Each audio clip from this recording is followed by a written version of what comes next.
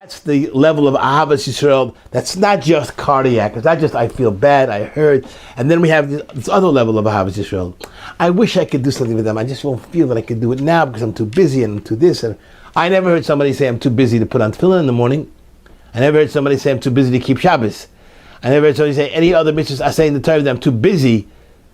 But for some reason, it's not criminal to say I'm too busy to be an Oyev Yisrael.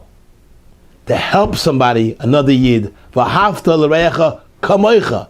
However you learn, like the Ramchal learns, or the Ramban learns, or the other Rishonim learn, whether it's exactly like somebody else, or it's derech hafloga, it's an exaggerated concept.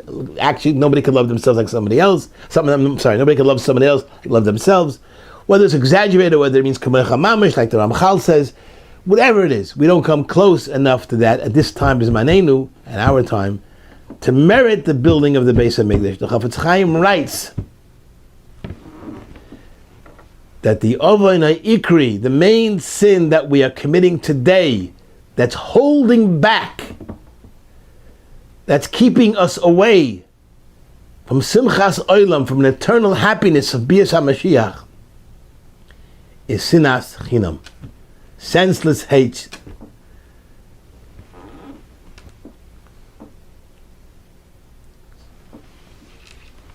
I think there is a story, and I just want to give you, because again, I do not have an exact definition for what it means, Ahavas Yisroel. No one has. This ineffable term of loving another person. I don't think one could, except for Gedolei Rishonim, Gedolei Yisrael, could tell us what's the experience that one feels while loving another Yid. But let me give you an example. Perhaps you could define your own experience. How that internalizes into you as an experience. For example, the Abder Rebbe Zechvain L'Racha said over a story where one Yid came to another. He walked into his store, and the storekeeper asked the Yid, "Do you love me?" The Yid, who was an Erlich Yid, a Dahoibin Yid, an elevated Jew, says, "Of course I love you. What do you think? What do you mean? Of course I love you." He says, "You love me? Really?" He says, "Yes." He says, "What's bothering me?" "What's bothering you? I mean, how should I know what's bothering you?" He said, "That you don't love me." Ahava, in the Shalach Kadish's world, means the gematria of Echad. There's a oneness. Echad is the gematria of Ahava. How do we understand Ahava, loving another Yid, another person who's supposed to be loved? How do we understand that being the oneness, if you don't understand, you don't know what the other person feels? There's an apathy. There's a distance. It's very professional love. It's not like a real love. I remember in a different venue, Rabbi Leib Tropper once told me, he said, there was an organization that started to teach people, it's called professional, whatever, outreach, whatever it was called. They do a lot of great things, wonderful things.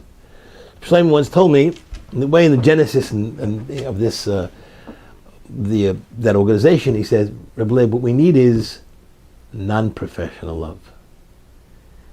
Non-professional kirub. We need somebody who's all the time ready to help another Yid grow in the Torah and Yerushalayim and bring him closer to Yiddishkeit." Kirub is not a part of Ahavas Yisroel. That's not, at least according to the Rambam. Maybe to other people it is. There are other shittas I saw recently that mention such a concept. But in the Rambam says it's part of actually Ahavas Hashem. If you love Hashem so much, then you should talk to everybody about God. God, you love something so much. Your car, you tell your friends in shul, "What car I have, it's unbelievable, it's fantastic." And when you have a house, when you have a special place, your geographical location that you chose that's so gorgeous, you tell all your friends about it. The Eibishter, we love God, then we should be talking to all our friends. Every Yid we should be talking to about God. What does it mean? Kadosh Baruch Hu. So the Rambam learns that it's a part of Ahavas Hashem. Hence, those who are weak in Ahavas Hashem, yet claim to be very involved in Ahavas, whatever called Ahavas Yisroel, or Kiruv, whatever that's called. I'm involved in Kiruv. That is a poisonous mistake and a poisonous utterance, because it gives the impression that you could be involved in Kiruv without Ahavas Hashem. And you can't, not according to the Rambam.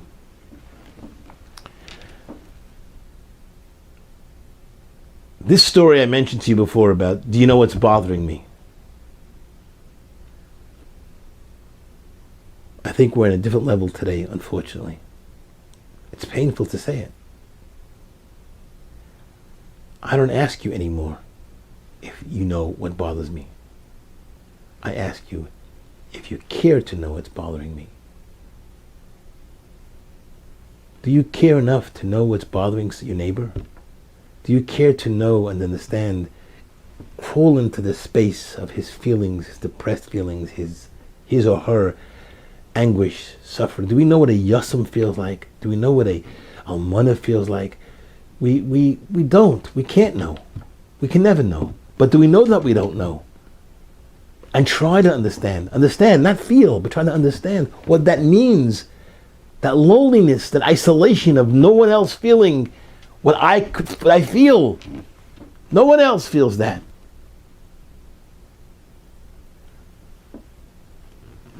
This topic needs a real lengthy discussion. Deserves it. And requires it. But for now, just to spark the interest, I hope that we shared what we need to share. Thank you.